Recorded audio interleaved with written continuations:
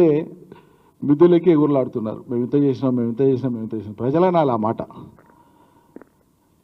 ఇప్పుడు 70 లక్షల మంది రైతుల సాక్షిగా 70 లక్షల మందికి సచివాలయం సాక్షిగా రైతు బంధు వేసినాము చాలా గొప్పగా అని చెప్తున్నారు.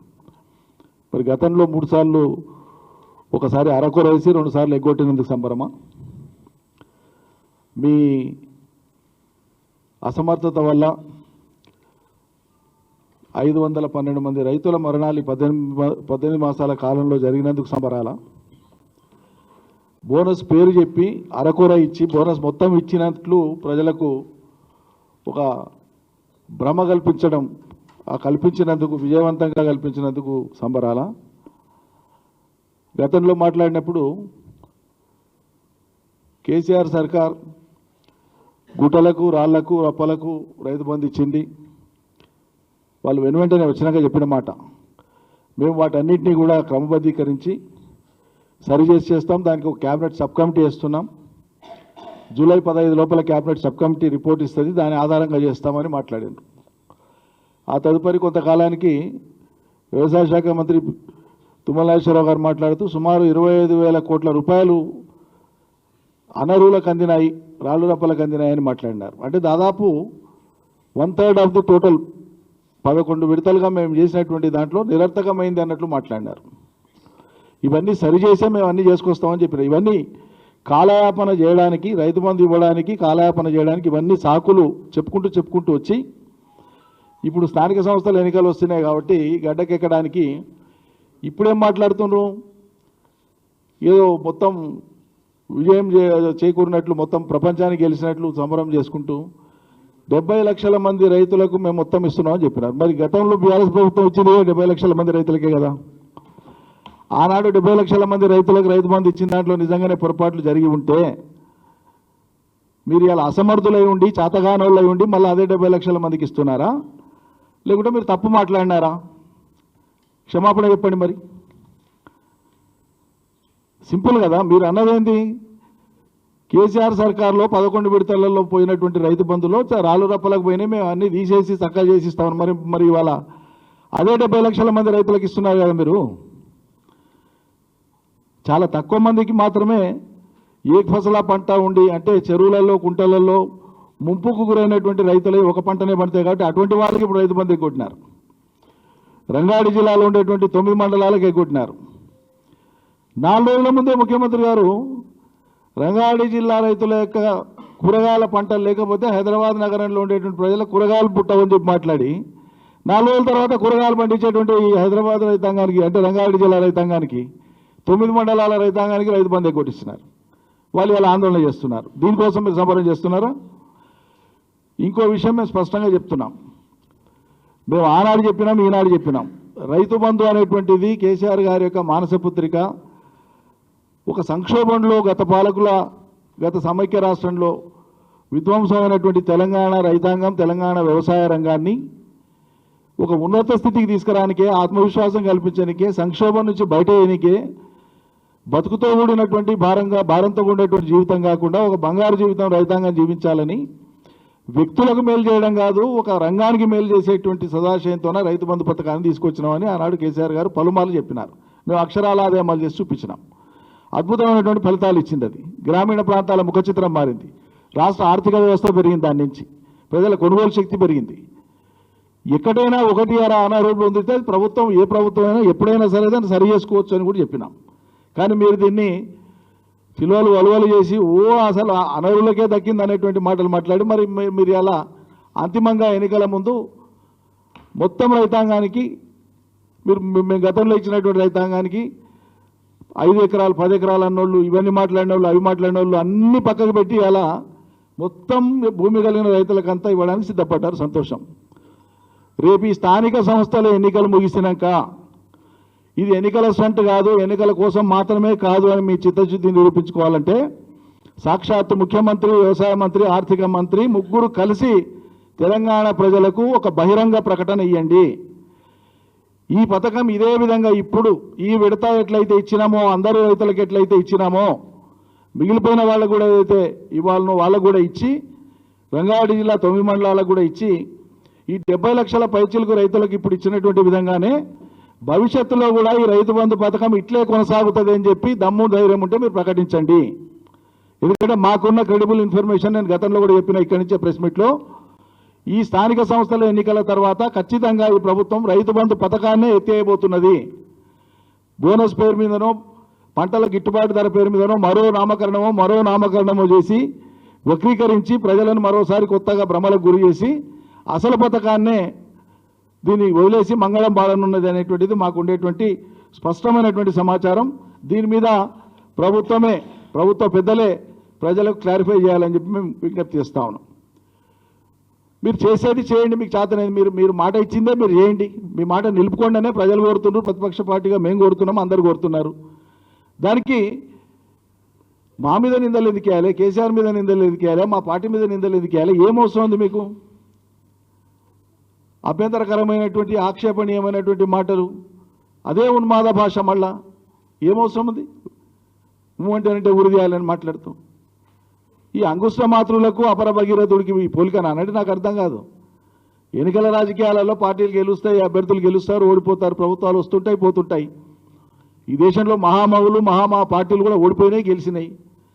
ఎప్పటికైనా అధికారంలోకి వస్తారా? వీళ్ళు ఇద్దరే ఉన్నారని ఎక్కిరించిన భారతీయ జనతా పార్టీ అలా మూడోసారి ప్రధానమంత్రి అయిండు మోడీ. కాలం ఎప్పుడు ఎట్లుంటుందో నిర్ణయించలేం కదా. ఇక అటుదికి ఇటుదికి అటుమారి ఇటుమారి ఆఖరికి వచ్చి గెలిచే స్థానంలో గెలిచే పార్టీలు వచ్చి మీరు అలా కూర్చున్నారు. మీరు శాశ్వతమా? మీరున్న పార్టీ శాశ్వతమా? ఆ పార్టీలో మీరు శాశ్వతమా? రేపు వచ్చే ఎన్నికల నాటికి ఏమేమి రాజకీయ పరిణామాలు సంభవిస్తావో తెలియదు. వాటన్నిటిని స్పృహలో పెట్టుకొని మాట్లాడండి. ఇక ప్రతిదానికి కేసీఆర్ రావాలని కాలుతోడు ఇదేంది స్ట్రీట్ ఫైట్ చేస్తావా? నాకు అర్థం కాదు. తెలంగాణ సమాజం నుంచి, తెలంగాణ ప్రజల నుంచి, రైతాంగం నుంచి మీరు ఇచ్చిన హామీలకు సంబంధించినటువంటి విషయంలో వచ్చేటువంటి ప్రశ్నలకు జవాబు చెప్పండి. మీకు చేతనైతే కన్విన్స్ చేయండి, హేతుబద్ధంగా చెప్పండి, తార్కికంగా ఆన్సర్ ఇవ్వండి, ఆ ప్రశ్నలకు సరైన జవాబు ఇవ్వండి.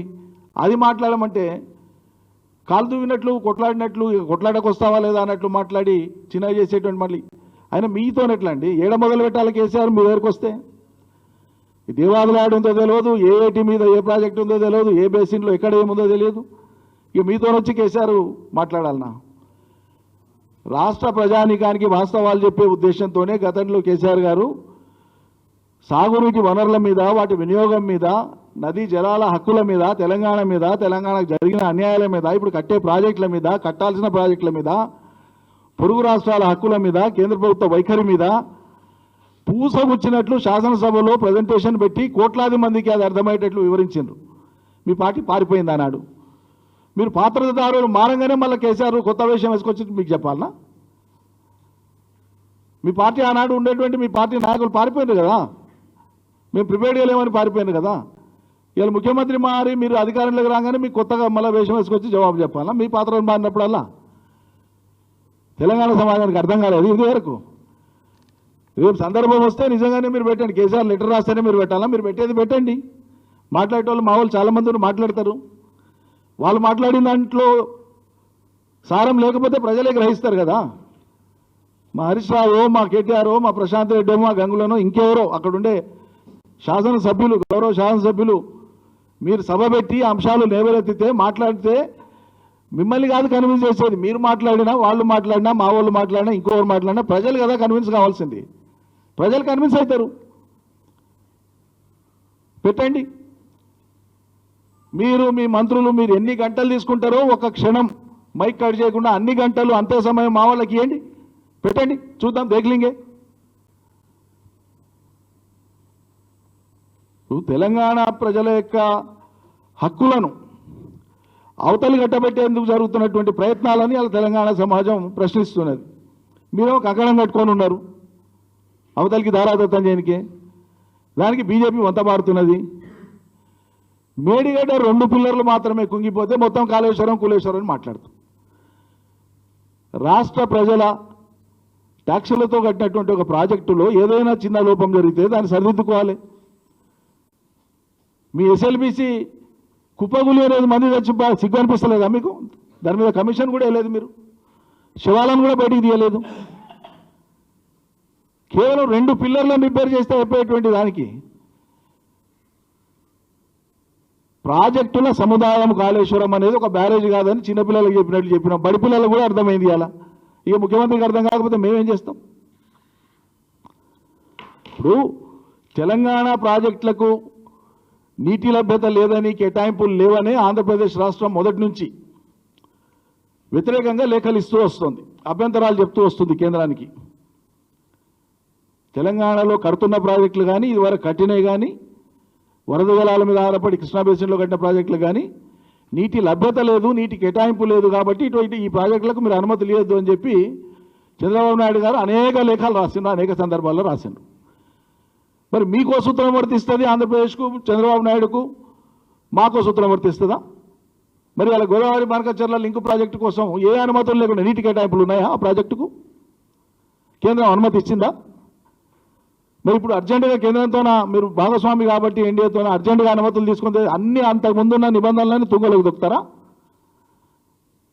కేంద్ర ప్రభుత్వం పక్షపాతంగా వ్యవహరిస్తుందా? ఒకరికే ఉంటుందా? తెలంగాణకు వర్తించవా నిధులు కానీ ఆ నియమాలు కానీ? మా పాలమూరు రంగారెడ్డి ప్రాజెక్టుకు హైడ్రాలజీ పర్మిషన్ తప్ప అన్ని రకాల అనుమతులు పాలమూరు రంగారెడ్డి ప్రాజెక్టుకు ఉన్నాయి. ఒక హైడ్రాలజీ పర్మిషన్ కోసమే మేము రిపీటెడ్గా వెయిట్ చేస్తా ఉన్నాం, డిమాండ్ చేస్తా ఉన్నాం. అది ఎందుకు ముడిపడి ఉంది? హైడ్రాలజీ ప్రాజెక్టు పాలమూరు రంగారెడ్డి ప్రాజెక్టుకు నీటి కేటాయింపులు లేవని. మరి ఇప్పుడు పాలమూరు రంగారెడ్డికి నీటి కేటాయింపులు లేవని మా డిపిఆర్ను వెనక్కి పంపించారు కదా, ముఖ్యమంత్రి ఏం పని చేస్తుండే? మరి పాలమూరు బిడ్డనే కదా, పాలమూరు రంగారెడ్డికి నీటి కేటాయింపులు చేసుకోవాలి కదా, అపెక్స్ కౌన్సిల్ మీటింగ్ పెట్టమని అడగాలి కదా. కేంద్రం ఏం చెప్పింది? విభజన చట్టం ఏం చెప్పింది? కొత్తగా కట్టబోయేటువంటి ఏ ప్రాజెక్టుకైనా సరే మీరు అపెక్స్ కౌన్సిల్లో పర్మిషన్ తీసుకున్న తర్వాతనే ప్రాజెక్టులను మొదలుపెట్టమని చెప్పింది. మరి అపెక్స్ కౌన్సిల్ సమావేశమే లేదు. అపెక్స్ కౌన్సిల్ సమావేశం పెట్టమని చంద్రబాబు నాయుడు కోరడు, రేవంత్ రెడ్డి కోరడు, కేంద్ర జలవనరుల శాఖ మంత్రి చొరవ తీసుకోడు. ఆ సమావేశంలో అజెండాలో లేదు, చర్చకు రాదు, అనుమతి లేదు, ఏం లేకుండా గోదావరి బనకచెర్ల లిఫ్టును 82,000 కోట్ల రూపాయలతో చంద్రబాబు నాయుడు గారి ప్రభుత్వం మొదలుపెట్టి తెలంగాణకు సంబంధం లేకుండా అమాంతంగా నీళ్ళను అవతల నుంచి అవతలికి, కృష్ణా నుంచి మన పెన్నా బేసిన్ తీసుకుపోయే ప్రయత్నం చేస్తుంటే మరి కేంద్ర ప్రభుత్వానికి ఎందుకు ఆదుర్ద? చాలా అర్జెంటుగా వాళ్ళకి అనుమతి ఇవ్వాలని, నిధులు సమకూర్చాలని, వాళ్ళు అప్పులు తెచ్చుకోనికే ఎఫ్ఆర్బిఎంకు పరిమితికి మించి అప్పు తెచ్చుకోవడానికి అనుమతి ఇచ్చేటువంటి ఈ తహతా ఇదంతా ఎందుకు? కేవలం రాజకీయ ప్రయోజనం కదా. చంద్రబాబు నాయుడు ఎన్డీఏతో అంటగాడుతున్నాడన్న ఏకైక కారణంతోనే మీరు ఈ దేశంలో ఉండేటువంటి చట్టాలను తుంగలో వెక్కుతున్నారు, నియమాలను తుంగలో వెక్కుతున్నారు, మీరు చెప్పేటువంటి విధానాలకు తిలోదకాలు ఇస్తున్నారు, తెలంగాణకు అవేవి వర్తించవని మాట్లాడుతున్నారు. ఇక్కడ ఉండేటువంటి బీజేపీ ఎంపీలు నోరు తెరవరు. మేము సాధించి పెడతాం ఇంకా ఆంధ్రాకి అని చెప్తారు. ఇంకొక ఆయన తెలంగాణ కంటే 10 రెట్లు ఎక్కువ మీకు వనరులు ఇప్పటికే నిధులు వస్తున్నాయని చెప్తున్నారు. కాబట్టి ఎటువంటి సర్వే లేకుండా, ఎటువంటి నికర జలాల కేటాయింపు లేకుండా ఇవాళ గోదావరి బనకచెర్ల ప్రాజెక్టు కేంద్రం ముందు ఉండేటువంటి ప్రతిపాదనను కేంద్రం తక్షణం వెనక్కి పంపించాలి, తిరస్కరించి పంపించాలి. అపెక్స్ కౌన్సిల్ మీటింగ్ ఏర్పాటు చేయాలి.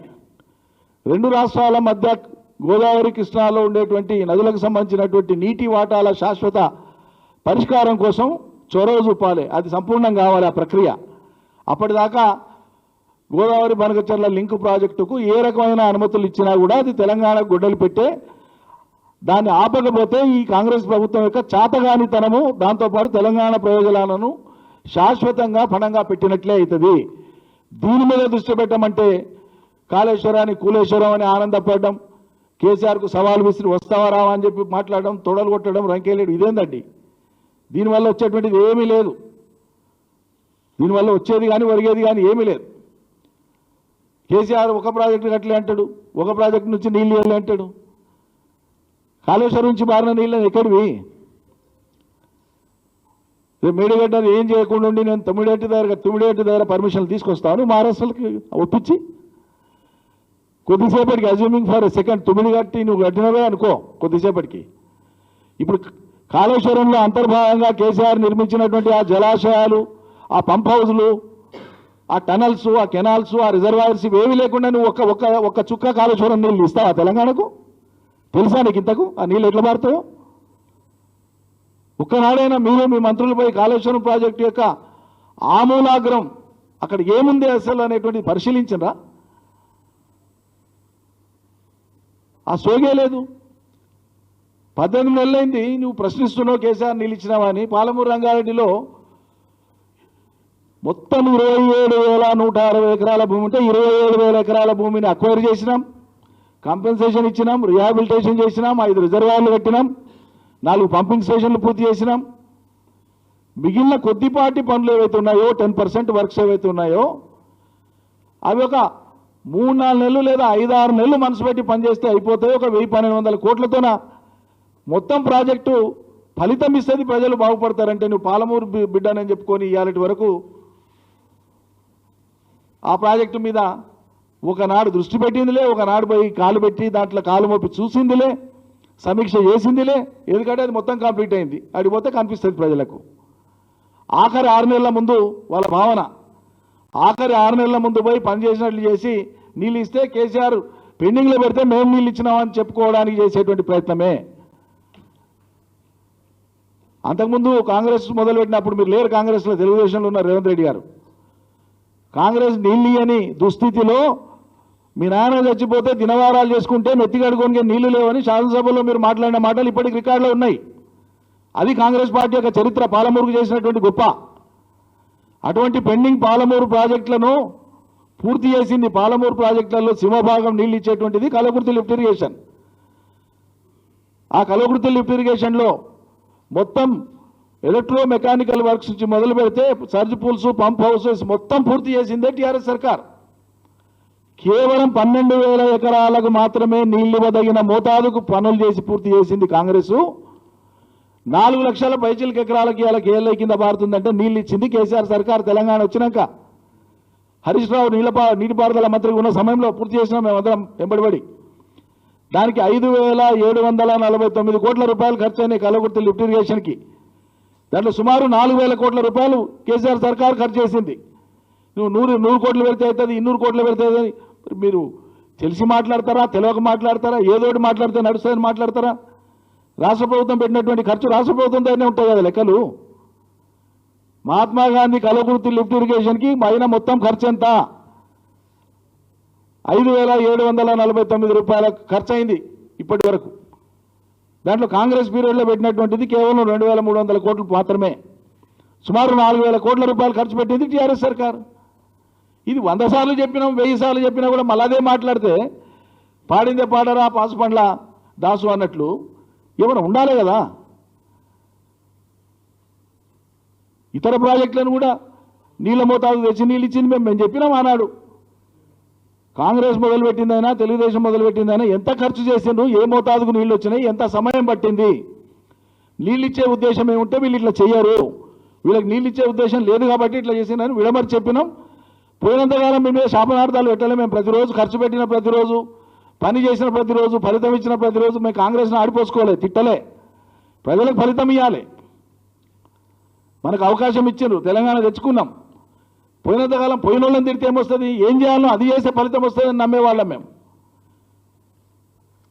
అది నమ్మి ప్రజలకు మేలు చేసేటువంటి ప్రయత్నం మేము చేసినాం తప్ప దినం ఆడిపోసుకునే ప్రయత్నం చేయలే. ఎక్కడైనా ప్రపంచంలో పాలకులుగా అవకాశం వచ్చినటువంటి వాళ్ళు, అవకాశం రానంత వరకు సామాన్యులే కావచ్చు ఎవరైనా, ఒకసారి అవకాశం వస్తే ఆ అవకాశాన్ని సద్వినియోగం చేసుకొని గొప్పగా ఎదిగి ప్రజలకు ఎట్లా మేలు చేయాలనేటువంటి తలంపుతో పనిచేయాలి. 24 గంటలు కేసీఆర్ని ఆడిపోసుకొని కేసీఆర్ను తిట్టి, బీఆర్ఎస్ నాయకులను తిట్టి, పోయిన సర్కారును తిడితే అది మీరు ఆ ఉన్నత స్థానంలో కూర్చున్నా మీ స్థాయిని, సంస్కారాన్ని, భాషను పట్టి ప్రజలు ఒక అంచనా వేసుకుంటారు ఎవరేంత అనేది. మానవుల చరిత్రను కనుక్కోండి ఒక్కోసారి. ఎంత ఎంత విద్వేషపూరితమైన వాతావరణంలో వేరుపడ్డటువంటి దేశాలు కానీ, ప్రాంతాలు కానీ, రాష్ట్రాలు కానీ ఒకసారి ఎవరిది వాళ్ళకి అయిన తర్వాత ఎంత గొప్పగా, ఎంత హుందాగా ప్రవర్తిస్తే అంత మన గొప్పతనం తెలుస్తుందని వివరిస్తారు ఎవరైనా పాలకులు. అందుకే తెలంగాణ వచ్చినాక 10 ఏళ్ల కాలంలో కేసీఆర్ను ఉద్యమ సమయంలో నానా రకాలుగా ఈసడించుకొని ఏయాభావంతోన, అసహ్యభావంతోన, తిట్లతోన, శాపనార్థాలతోన మాట్లాడినటువంటి అనేక మందిని ఒక్కరిని కూడా పల్లెత్తు మాట అనకపోగా అటువంటి వాళ్ళని కూడా దరి చేర్చుకొని రాష్ట్ర సర్వతోముఖ అభివృద్ధి కోసం పనిచేశారు ఆయన. అది నాయకులకు ఉండేటువంటి లక్షణం అది. ఇదేం రుగ్మతండి నాకు అర్థం కాదు. నువ్వు ఏం చేస్తావో చేయమంటేనంటే నువ్వు పండుగ చేస్తా అంటావు, పండుగ నాడు కూడా పర్వాలేదు తిట్టుకుంటా కూర్చుంటావా? నీవు అనేది నిజంగానే పండుగనే అనుకో, నీ పండుగ చేయి, మరి ఎవడొద్దన్నాడు? పండుగ నాడు కూడా పర్వాలేదు తిట్టాడా, పక్క వాళ్ళని తిట్టాడేమన్నా నీ పని? తిట్టనికనే పండుగ చేస్తావా? ఎంత ఎబ్బెట్టుతో ఉండేటువంటి విషయం ఇది. కాబట్టి అటువంటి వ్యాఖ్యల్ని మేము సీరియస్గా ఖండిస్తున్నాం. మీరు ఫిగర్స్ ఎప్పటికప్పుడు మీరు కోడ్ చేసేవి కానీ మీరు చెప్పేటివి కానీ అవన్నీ కూడా ప్రజల్ని పక్కదారి పట్టించేటువంటివే.